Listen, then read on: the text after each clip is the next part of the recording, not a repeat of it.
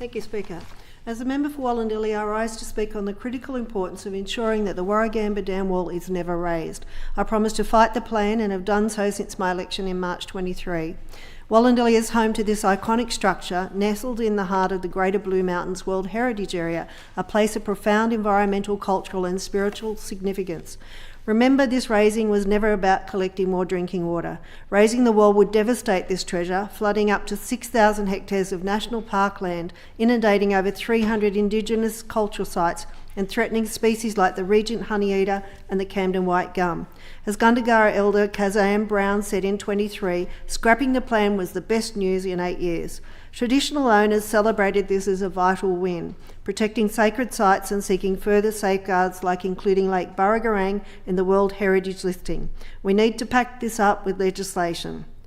The reason against raising the wall are compelling and multifaceted. Costs have ballooned from initial estimated $600 million under the former Premier Mike Baird to over $2 billion today, plus $1.34 billion in environmental offsets, funds better spent on genuine flood mitigation. All these funds would have led to little benefit to the properties downstream. Management is the answer. As Premier Chris Minns stated in his place on the 30th of May 23, the government will not be progressing with raising the Warragamba Dam wall by 14 metres.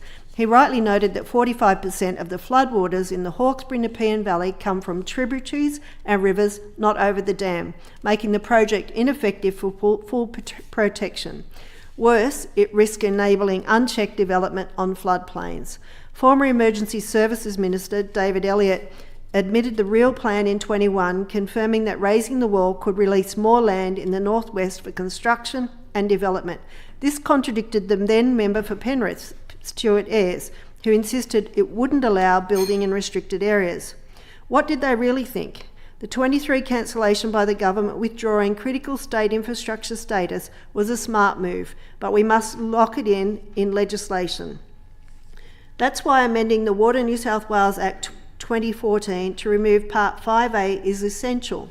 Introduced in 2018, Part 5A mandates environmental management plans for temporary inundation of national park land from raising the wall, effectively paving the way for this destructive project.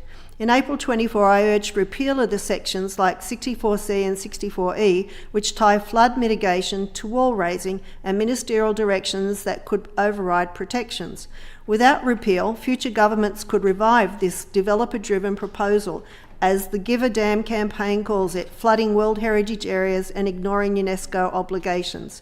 The International Union for Conservation of Nature warned in 2022 that it could lead to an endangered listing for the Blue Mountains.